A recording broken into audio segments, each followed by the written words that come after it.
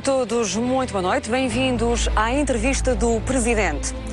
O Presidente da República tomou posse há cerca de 6 meses e esta é a sua primeira entrevista. Muito boa noite, Sr. Presidente da República. Boa noite. Como sabe, o Governo anunciou hoje que a auditoria às contas da Madeira irá ser divulgada na próxima sexta-feira. Não lhe parece que o plano de austeridade para a Madeira também deveria ser divulgado antes das eleições? Uma equipa de técnicos visitou a Madeira. Uma equipa ampla e de técnicos altamente competentes para fazer uma avaliação da situação financeira da região. Esse relatório vai ficar pronto muito em breve.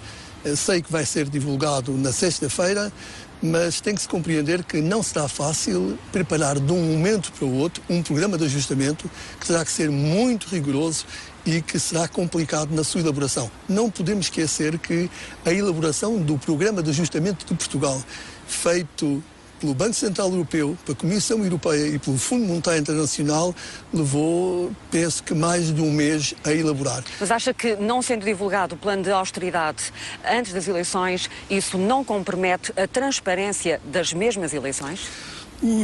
Os madeirenses ficarão a conhecer, com a divulgação do relatório sobre a situação financeira do arquipélago, qualquer coisa que nunca tinha sido feito antes, qual é o esforço que lhe vai ser exigido no futuro para resolver os problemas que foram acumulados ao longo do tempo. O Sr. Presidente acredita que o montante da dívida é de 5,8 milhões de euros, 1.000 milhões de euros, conforme foi avançado pelo Governo Regional? Mas vale a pena esclarecer o que é que aconteceu de novo na região autónoma da Madeira. Como deve ser sabido, as autoridades portuguesas são obrigadas regularmente a informar as instâncias europeias das despesas públicas, das receitas públicas, do déficit e da dívida pública, de todo o setor público administrativo português, onde se inclui a administração central, as regiões autónomas, as autarquias locais, a segurança social e também algumas empresas públicas. Mas isso falhou no caso da Madeira. E o que falhou foi o seguinte: o INE, o Instituto Nacional de Estatística, e o Banco de Portugal, em diligências que desenvolveram no verão, detectaram a realização de acordos de regularização de dívidas feitos em 2008, em 2009 e em 2010, em que as respectivas despesas e a respectiva dívida não tinham sido comunicadas às entidades estatísticas e, dessa forma, não foram informadas em instâncias europeias dessa dívida e dessa despesa da região autónoma da Madeira. E, portanto, o que houve que fazer foi uma correção no déficit e uma correção da dívida nos anos 2008, 2009 e 2010, comunicados à União Europeia. Então, o Sr. Presidente sabia desde verão que havia esta irregularidade? Sabia como?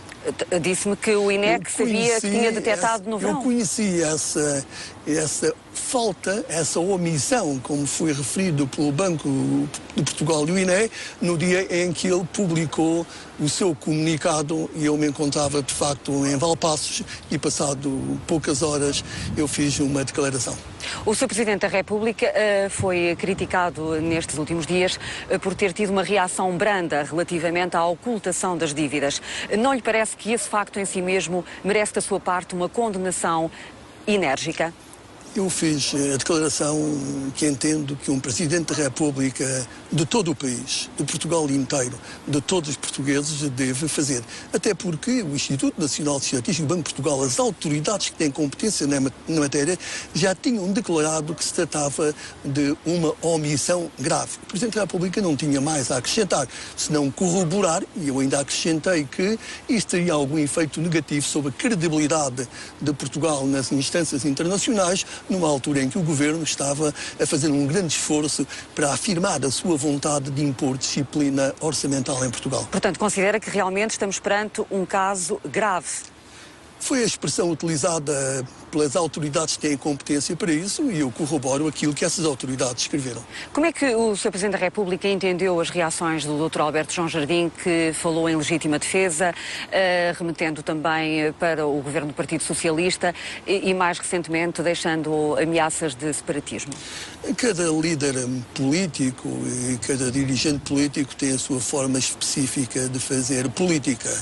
E na Madeira o Dr. Alberto Jardim tem o seu estilo, como outros têm o seu estilo.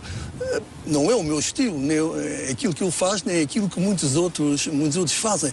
Portanto, o Presidente da República nunca deve fazer comentários em relação à forma de combate político ou partidário que é feito por dirigentes políticos ou partidários. Se não estivéssemos em período de campanha eleitoral, a sua reação, as suas palavras neste momento seriam outras? Não, seriam mais ou menos as mesmas. Eu sei bem quais são as funções do Presidente da República e a ponderação que ele deve utilizar nas suas palavras por forma a garantir, como lhe compete, a unidade nacional e a coesão nacional.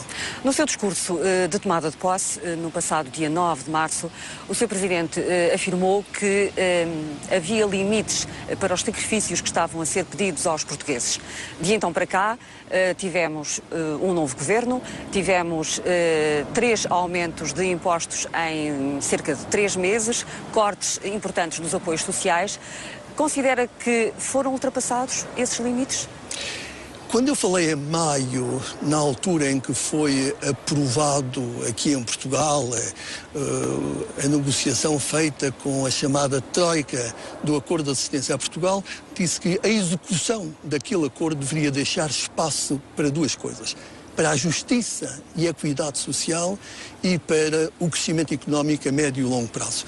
Eu penso que a justiça e a equidade devem estar sempre presentes em todas as medidas que são tomadas para a execução deste acordo, que é fundamental executá-lo e com rigor. No domínio fiscal que referiu, nós temos que distinguir entre aqueles impostos que estavam previstos e que estão previstos no acordo que foi negociado pelo anterior governo e que mereceu o apoio dos 2 partidos que neste momento fazem parte da coligação e aqueles que não estavam previstos e que o governo anunciou à população. E sobre esses, o que é que o senhor pensa? Foi o caso do imposto sobre o subsídio de Natal. O subsídio de Natal acima do salário mínimo nacional. Eu penso que só numa situação de emergência económica e financeira é que se pode justificar uma tributação desta natureza. E, de facto, Portugal encontra-se numa situação de emergência económica e também de emergência financeira e até social. De qualquer forma, essa medida é melhor do que aquela outra que foi tomada no ano passado, que foi a tributação dos funcionários públicos e dos pensionistas. Porque é errado nós tributarmos um grupo em particular, só porque exerce esta ou aquela função. As pessoas devem ser tributadas de acordo com o rendimento que têm e não por serem funcionários públicos ou por serem pensionistas. Eu compreendo a preocupação das pessoas em relação a esta medida, mas eu fui crítico em relação à medida que foi tomada o ano passado em relação aos funcionários públicos. Mas o Sr. Presidente não reconhece que algumas medidas de austeridade, nomeadamente essa que refere o corte de 50% de subsídio de Natal, que não consta do memorando da Troika, não lhe parece que o Governo está a ir longe demais nos sacrifícios que está a pedir às pessoas? O Governo justificou por desvios que encontrou em relação à situação orçamental prevista no momento em que o acordo com a Troika foi assinado. E foram apontados desvios da ordem dos 2 bilhões de euros. E o Governo justificou dessa forma, dizendo que encontrou um desvio tão forte e que teria que tapá-lo. Foi esta a razão que apresentou. Esse desvio também foi surpreendente para si? Para mim foi totalmente surpreendente. Eu compreendo que seja necessário, neste momento, garantir perante as instâncias internacionais que Portugal vai mesmo alcançar o desequilíbrio orçamental de 5,9%, tal como consta dos acordos que foram assinados, ainda pelo anterior governo, mas com o acordo dos atuais partidos da oposição, dos atuais partidos da coligação. O Sr. Presidente acha que os sacrifícios estão a ser distribuídos com justiça social? Bem, é uma questão em relação à qual se pode levantar algumas dúvidas, porque é de facto muito duro o aumento o aumento dos transportes, como de facto foram realizados, embora estivesse previsto no acordo, ou mesmo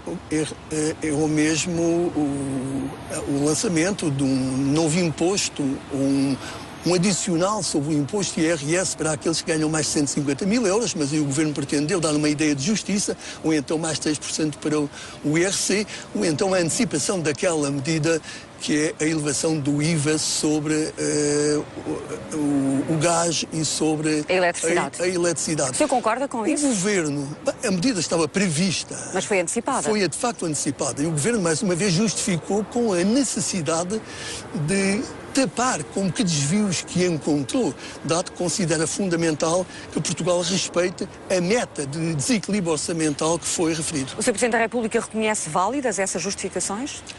Bem, as justificações que o Governo apresentou, até podia apresentar eventualmente outras, como seja o caso de atuar por forma a que a poupança não saia de Portugal. Aliás, foi referido pelo Governo, onde não haja fuga de capitais e, portanto, prefira jogar mão do IRS e não jogar mão de outros tipos de rendimentos. Não existiam alternativas, Sr. Presidente da República? Digo? Não existiam alternativas? Porque uma das críticas que está a ser feita é esta. Este agravamento fiscal está fundamentalmente a incidir sobre os rendimentos do trabalho.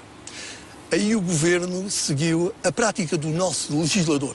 Desde há muito tempo que o nosso legislador considera que a justiça fiscal em Portugal é realizada através do IRS, um imposto que não inclui nem os dividendos, nem tampouco inclui os juros que as pessoas recebem quando têm depósitos bancários. Isso é justo? Essa é a posição que o legislador sempre tem tido. Portanto, ele seguiu essa posição. Podia ter acrescentado outros argumentos e a teoria até dava alguns argumentos ao Governo para serem apresentados. Por exemplo, evitar a dupla tributação dos lucros, porque o que acontece é que quando uma empresa tem lucros, paga um imposto, que é o IRC, e quando alguém recebe como dividendo, volta a pagar um imposto. Talvez tenha sido isso que levou um legislador, desde o início, a deixar de fora do IRS, quer a tributação dos juros, para estimular a poupança, quer a tributação dos dividendos, para evitar a dupla tributação dos lucros. E o Sr. Presidente da República considera isso justo?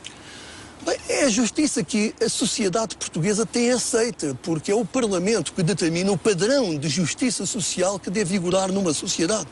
E foi esse que, há mais de uma década, este padrão de equidade foi fixado, penso que em 1989, e tem vindo sempre a ser aceito por todos os governos. E este governo não mudou esse padrão de equidade fiscal que vigora na sociedade portuguesa há décadas. Portanto, apoia estas decisões fiscais que têm vindo a ser tomadas. O Presidente da República, num caso destes, entendeu, face às justificações que foram apresentadas e face à situação de emergência em que se encontra o país, a não obstar à entrada em vigor desse diploma, e por isso eu o promulguei. Muitos portugueses perguntam como é que o Presidente da República deixou que a situação chegasse a este ponto. Como é que o Presidente deixou? Bem, o Presidente da República, múltiplas vezes, alertou para a situação grave em que Portugal se encontrava. Fui até às vezes muito criticado. Lembra-se que ainda no penúltimo 10 de junho eu falei que Portugal estava numa situação insustentável.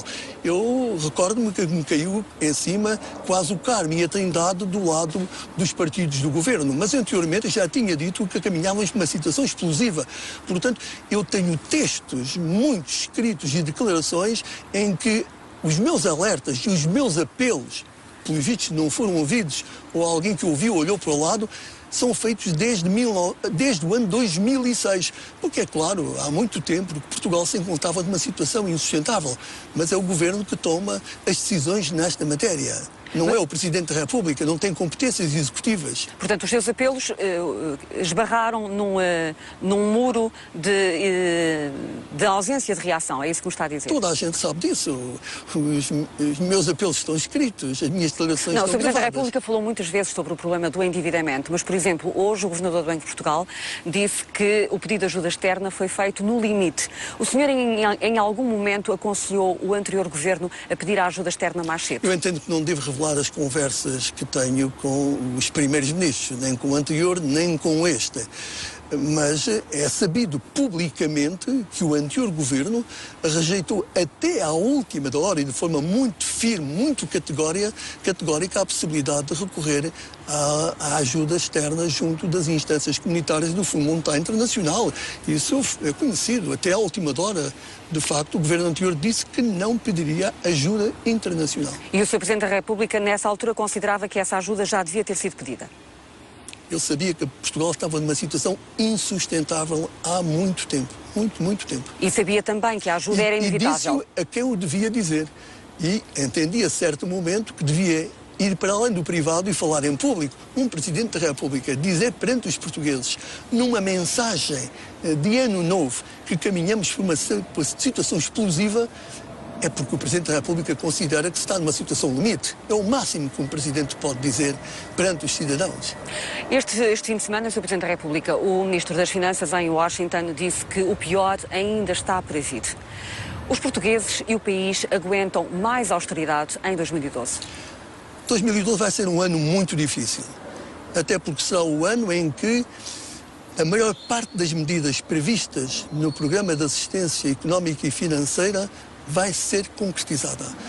Há várias medidas fiscais, aumentos de impostos, que nos termos do programa terão que ser incluídas no orçamento para 2012. Por exemplo, a redução das deduções no âmbito do IRS, a eliminação das taxas reduzidas no IRC, por exemplo, o aumento das taxas do IVA, das taxas intermédias e outras. A maior parte das medidas caia no ano 2012. Mas é fundamental que seja feito um esforço para que ao lado dessa disciplina orçamental se ponha a tónica no aumento da produção, na confiança para o investimento, no aumento da exportação, na mobilização dos empresários, no financiamento da economia. Não, mas essa é uma declaração de intenções. Aquilo que temos... Bem, não pode ser só declaração de intenções. Nós temos que ter a capacidade, a imaginação para, ao lado da restrição orçamental, dar uma mensagem de esperança às pessoas para que elas não venham no futuro a dizer que os sacrifícios foram em vão. Mas aquilo que temos preciso um sinal para apoiar aqueles que exportam, aqueles que produzem mais para se importar menos.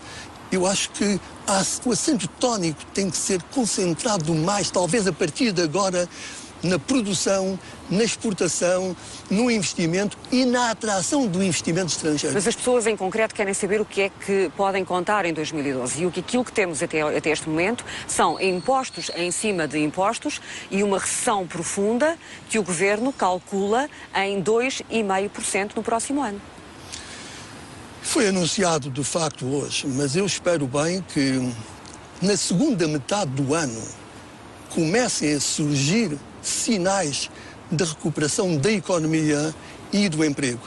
Eu quero-lhe aqui dizer que penso, no próximo mês, convocar o Conselho de Estado para ouvir os conselheiros sobre a incidência da situação política, económica e financeira sobre o nosso país. Eu penso que é importante, neste momento, ouvir todos os conselheiros sobre essa matéria. Porque sinto que o ano vai ser difícil, um ano de resistência.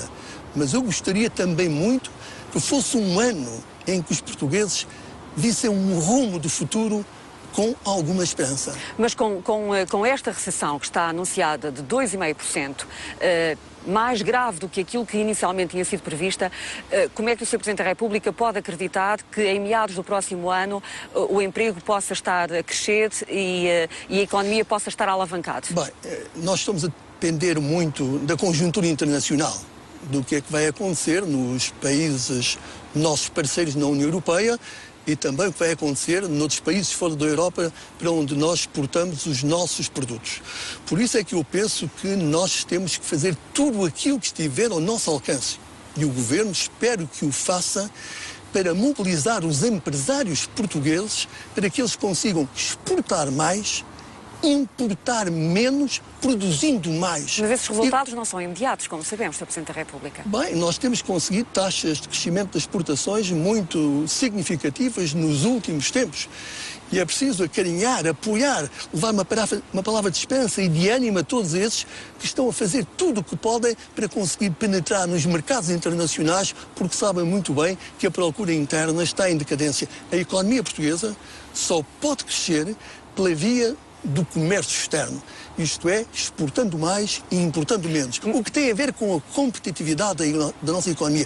Daí a importância que eu atribuo a um programa estratégico europeu para a competitividade, o emprego e o crescimento económico. Mas como é que a economia pode crescer se vamos ter uma recessão profundíssima no próximo ano?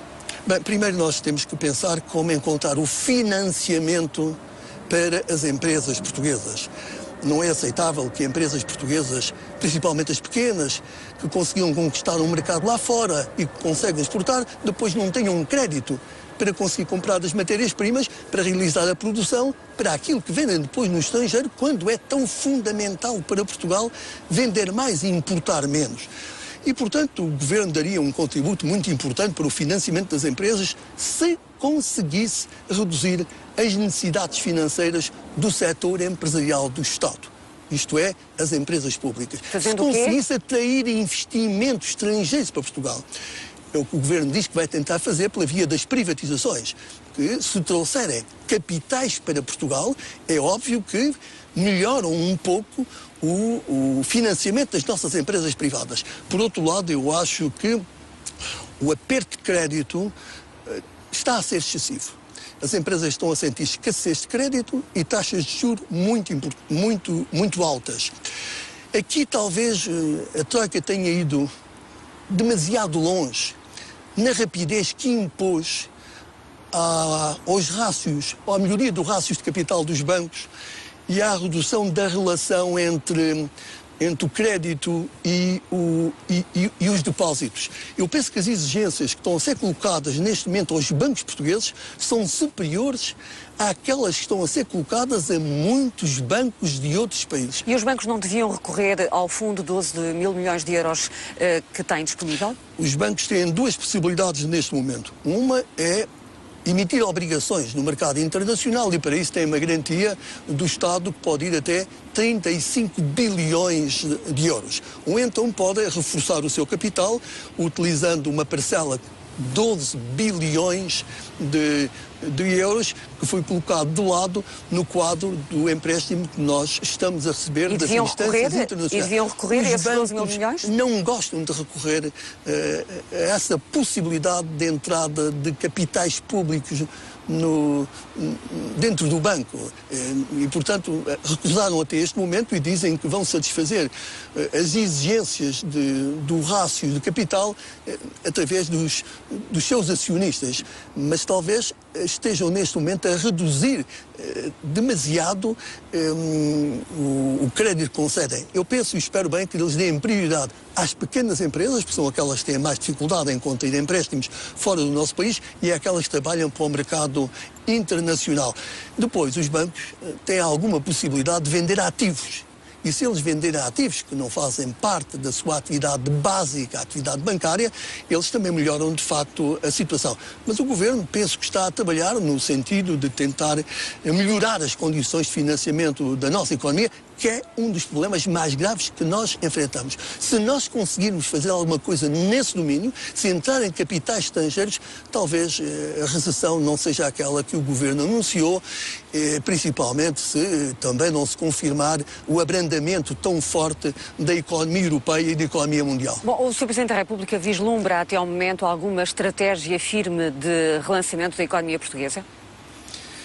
Só pode ser pelo apoio àqueles que produzem bens e serviços que concorrem com a produção externa, porque não é pela via do consumo privado, porque com os impostos, com as expectativas negativas para o futuro, com o aumento do desemprego, as pessoas não vão consumir mais. Não é também pelo lado das despesas públicas, pelo consumo público ou pelo investimento público. Tem-se falado muito da TSU. Só pode-se... Tem-se falado muito da TSU, da taxa social única. Há pouco o Sr. Presidente da República fazia referência às taxas intermédias relativamente àquilo que se deve esperar no próximo ano. Como é que o Sr. Presidente da República vê esta indefinição que o Governo está a dar sinais relativamente ao que fazer com a taxa social única?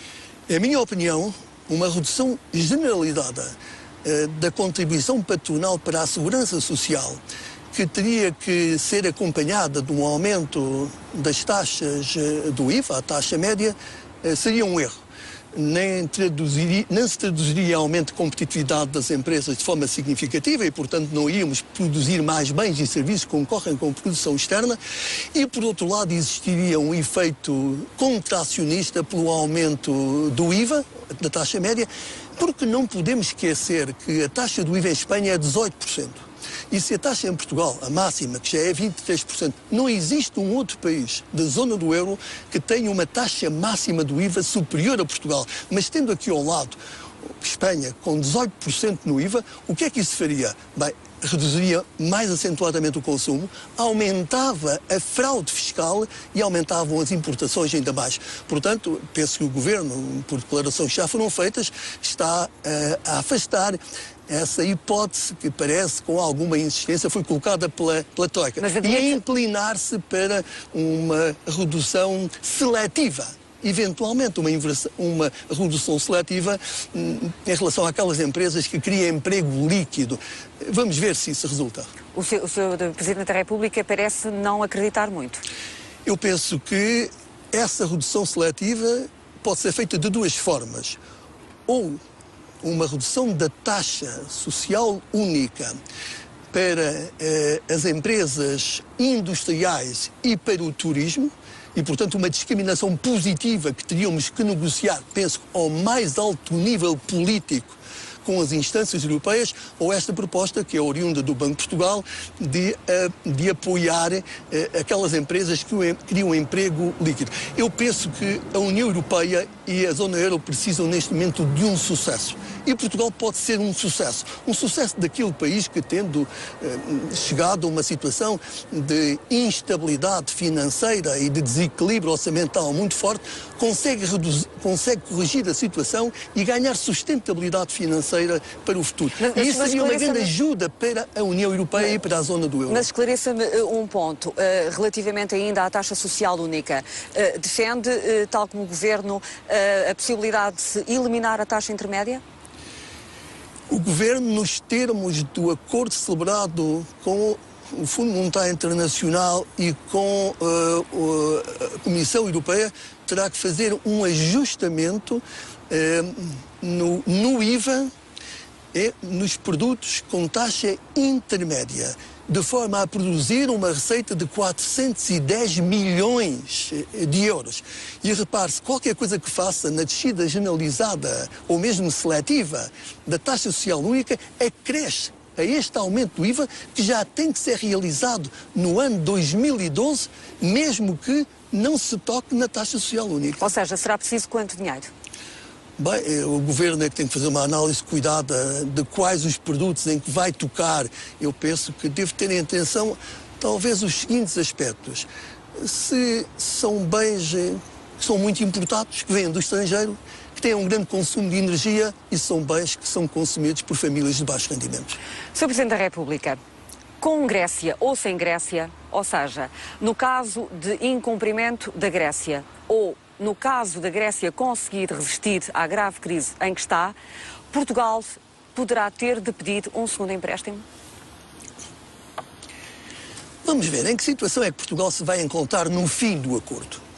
Isto é, no fim de 2013. Se nós cumprirmos rigorosamente o acordo, no fim do período nós teremos resolvidos os nossos desequilíbrios fundamentais.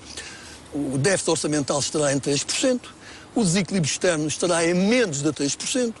Portugal terá ganho competitividade através de reformas estruturais e terá construído uma economia sustentável. Qual é a dificuldade que pode residir? A dificuldade reside no acesso aos mercados financeiros internacionais. para Portugal financiar a dívida que, entretanto, se vence.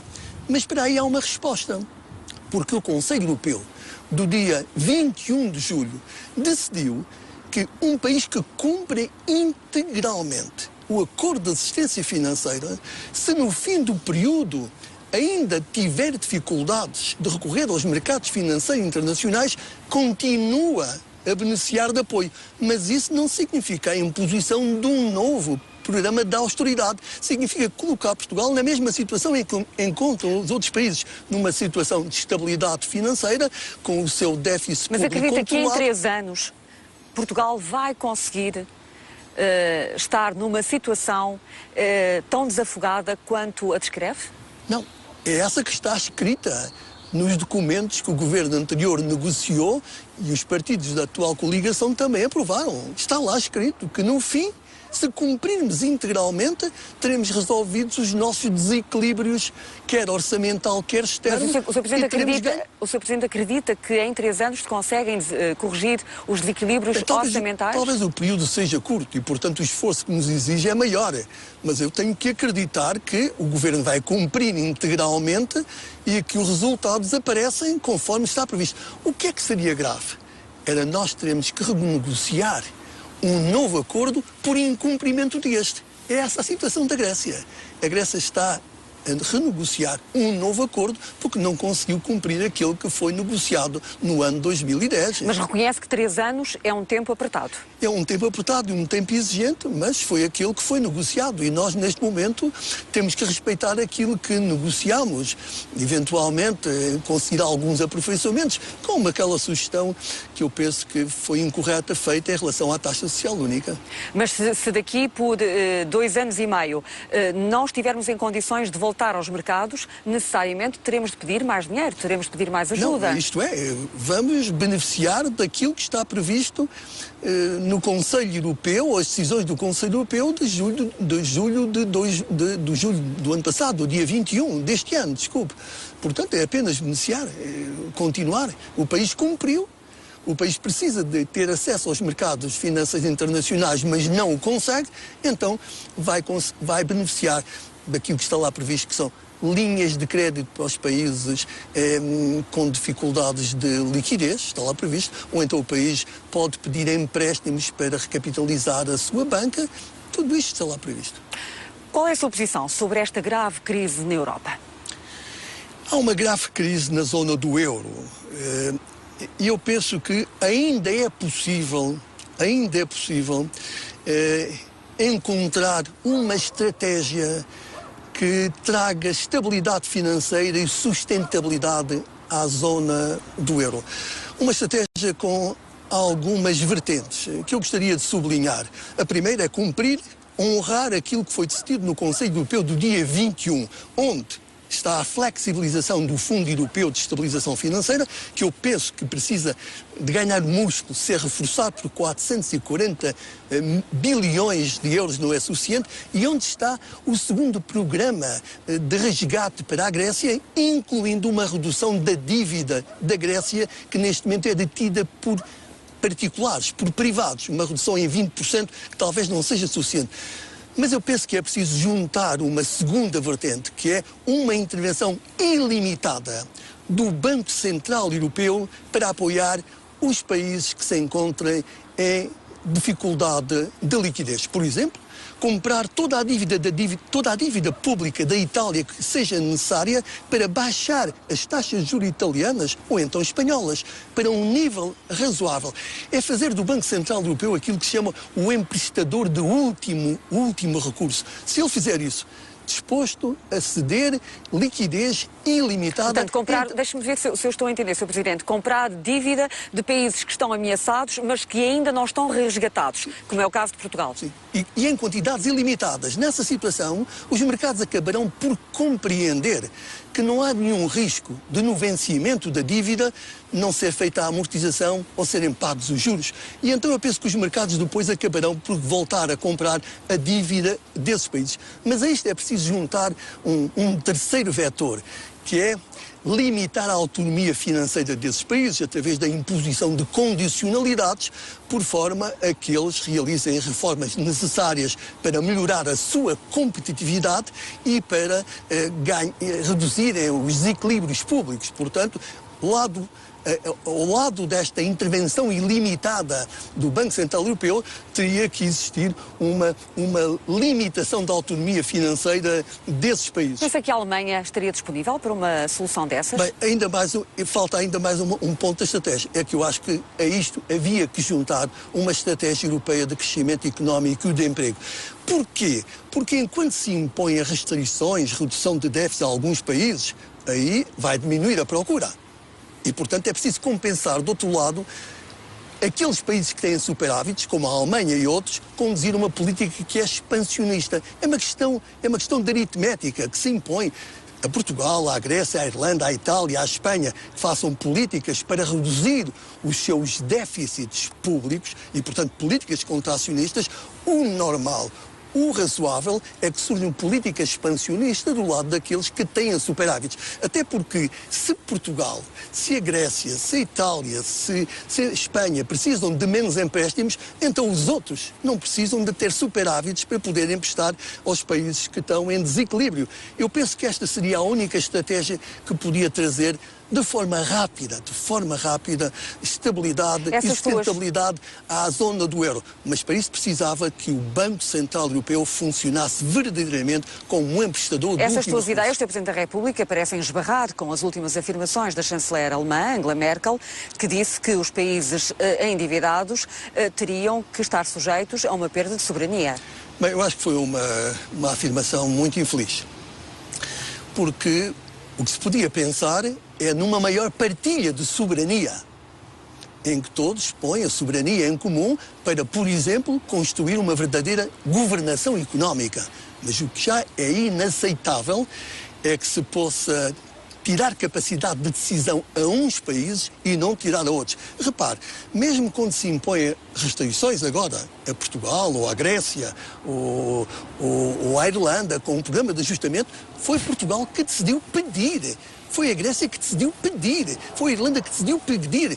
Ninguém lhes tirou essa capacidade de decisão. E depois ocorreu uma negociação. Portanto, não é uma perda de soberania. Nós aceitámos condicionalidades para poder receber um empréstimo de 78 bilhões, que era fundamental para o financiamento da nossa economia, porque nós estávamos a entrar em colapso. Não acredita que algum país, incluindo Portugal, possa vir a ter de sair do euro?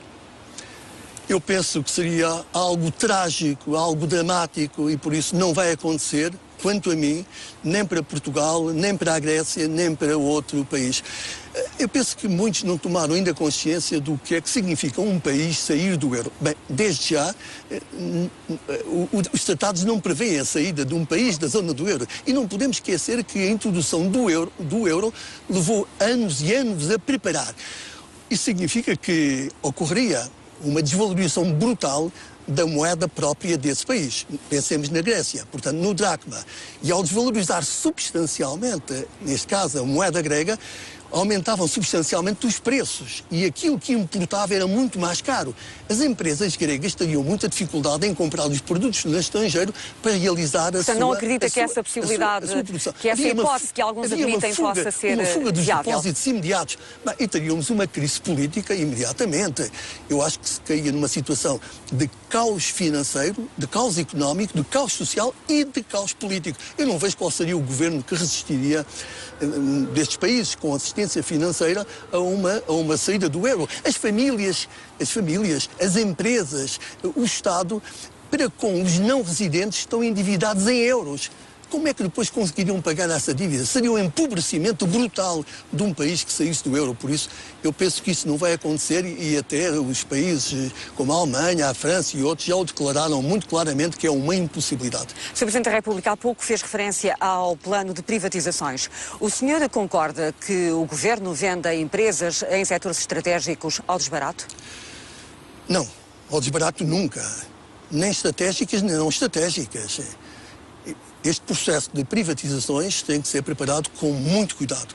O caderno de encargos tem que ser preparado com muito, muito cuidado para defender os interesses portugueses. Há alguma empresa que lhe suscite particulares dúvidas? Bem, há empresas estratégicas, sem dúvida que a Galp é uma empresa estratégica, ela há uma participação da parte pública da Caixa de Depósitos, a EDP é uma empresa estratégica, sem dúvida, a REN é uma empresa estratégica, são empresas estratégicas. O objetivo do governo aqui tem que se compreender na situação atual é trazer capitais estrangeiros. Como é que uma economia se pode financiar se não consegue obter empréstimos no estrangeiro? Uma das formas é conseguir que os estrangeiros comprem ativos portugueses, comprem empresas. Se nós olhássemos, por exemplo, para a EDP, eu acho que é preciso ter cuidado para garantir o abastecimento de energia elétrica em Portugal, portanto, impor condições para que se realizem os investimentos necessários para que nunca ocorra, como já ocorreu. Mas você concorda com a venda da TAP, por exemplo, e com uma eventual perda ao nível de centro de decisão, um canal da RTP? Quando eu lhe perguntava se alguma empresa lhe suscita reserva, estava a pensar nestas duas, por exemplo. A TAP é preciso ter muito cuidado na privatização devido ao serviço público para as ilhas. Mas, para além disso, a ligação aos países africanos de língua oficial portuguesa. Eu penso que a posição internacional de Portugal e até a nossa posição na CEPLP depende também, em alguma medida, do facto de as ligações da Europa para Angola, para Moçambique e para outros países africanos de língua oficial portuguesa se fazerem a partir de Lisboa. Também penso que é preciso garantir que Portugal não deixe de ser um centro de ligação da Europa com o Brasil. Portanto, deixa esse aviso. Cuidado. É preciso muito cuidado na elaboração do caderno de encargos. Sr. Presidente da República, estamos a poucos minutos do fim da nossa entrevista. A sua relação com este Primeiro-Ministro, Pedro Passos Coelho, está a ser muito diferente daquela que manteve com o engenheiro José Sócrates? É uma relação de trabalho, uma relação normal, tal como a relação que eu tinha com o anterior governo. É óbvio que as personalidades são de facto diferentes, mas as minhas reuniões com os primeiros ministros são sempre relações de trabalho, em que se discutem as questões do país, aquilo que é preciso fazer, aquilo que se está a fazer, e eu, como sabe, e prezo muito com isso, nunca divulguei, nem o anterior Primeiro-Ministro nem este, alguma vez divulgou aquilo que se passa nas nossas reuniões, que são matérias do foro privado, de facto. Mas estão públicas as divergências que assumiu em vários momentos com o anterior Primeiro-Ministro e com o anterior Governo. Daí a minha pergunta. Mas o facto de existirem relações normais e até uma cooperação institucional e estratégica que eu sempre mantive e que irei manter, não significa que o Presidente da República pense exatamente o mesmo que o Primeiro-Ministro, com quem tem que trabalhar. O Presidente da República tem a competência de analisar a legislação que é produzida e pode discordar dessa legislação. Portanto, e tem o poder de veto. O senhor não mudou em 6 meses? Não, eu não mudo as relações, repito, eu exerço as minhas funções e tento fazer o melhor que posso para a defesa do superior interesse nacional e tenho que trabalhar e trabalho com gosto regularmente com o Primeiro-Ministro que o povo português escolhe em eleições livres. Não acha que nesta situação de crise, de emergência, conforme referiu, os seus poderes precisavam de ser reforçados? Não, eu acho que o Presidente da República em Portugal tem os poderes que deve ter. Ele é aquele que representa a República, é o que garante a unidade nacional e o regular funcionamento das instituições. Tem um poder importante que é o poder da palavra e neste momento, com a minha palavra, eu estarei muito junto daqueles que são os mais necessitados, os mais carenciados e no apoio àqueles que podem produzir bens e serviços que concorrem com a produção estrangeira, porque sei que é por aí pode vir o crescimento económico e a redução do nosso desemprego, no estímulo ao empreendedorismo, no estímulo à iniciativa privada, apoiar os autarcas. Eu acho que podemos ter nos autarcas agentes de desenvolvimento económico que ajudam a contrariar essa previsão pessimista que hoje foi revelada de uma queda de 2,5% do produto ou 2,3% do produto no ano 2012. Portanto, considera que está... É fundamental neste momento todos juntarmos, unidos, para que os portugueses não venham a dizer no futuro foram todos estes sacrifícios e tudo isso foi em vão. Considera, portanto, que está em condições de exercer a magistratura ativa, que é o seu compromisso com os portugueses, o seu compromisso eleitoral. Nenhum Presidente da República exerceu uma magistratura tão ativa como aquela que eu exerci nestes 6 meses. Repare que demitiu-se um Primeiro-Ministro foram convocadas eleições, tive que ouvir todos os partidos que me declararam que não havia condições para formar um novo governo no atual quadro parlamentar. Tive que reunir o Conselho de Estado, que decidiu unanimemente que se deviam realizar eleições e, portanto, nunca o Presidente da República se afirmou de forma tão clara como o último recurso em caso de crise. Sente que, de certa forma, foi um agente da mudança do ciclo político? Não. Quem foi o agente da mudança do ciclo político foi o povo português ao fazer a sua escolha livre no dia 5 de junho e com certeza que fez um julgamento daquilo que foi realizado pelo governo anterior e das esperanças que colocou no governo que agora está formado, até porque eu, num discurso que produzi aqui no Palácio de São Bento, no dia 25 de abril, disse de forma muito clara que o próximo governo teria que dispor de uma maioria na Assembleia da República, e isso é algo que nos marca de forma muito clara da Grécia, sabe? Na Grécia há uma divisão profunda entre a oposição e o governo. Nós aqui temos sorte de este programa de assistência económica e financeira ter recebido o agrément, o acordo, não apenas do Partido Socialista, que está na oposição, mas que é um partido fundamental para a democracia portuguesa. Peço-lhe uma resposta muito rápida em relação àquilo que está a dizer, Sr. Presidente. O Partido Socialista dá sinais de que não tenciona apoiar mais medidas de austeridade que estejam para além do acordo da Troika. Julga que podemos estar perante um problema político? Mas eu penso que é muito importante que apoie as medidas, e que são muitas, nos mais variados domínios que estão no programa que foi assinado com a Troika. E não tenho indicações nenhumas da parte do Partido Socialista, já tive a honra de me encontrar com o líder do Partido Socialista nesse sentido. E comparo com o que acontece na Grécia. Temos e nós terminado. aqui somos um pouco felizes com isso, deste consenso político. Mas o governo atual deve continuar a trabalhar no diálogo permanente com o Partido Socialista para que o consenso político seja tão alargado quanto possível para apoiar as medidas para cumprir o acordo, mas também para o emprego e para a recuperação económica. Sr. Presidente da República, muito obrigada por nos ter dado esta entrevista. Nós ficamos por aqui. Chamo, no entanto, a sua atenção para o debate e a análise que esta entrevista suscita na emissão da TVI 24. Para todos, muito boa noite.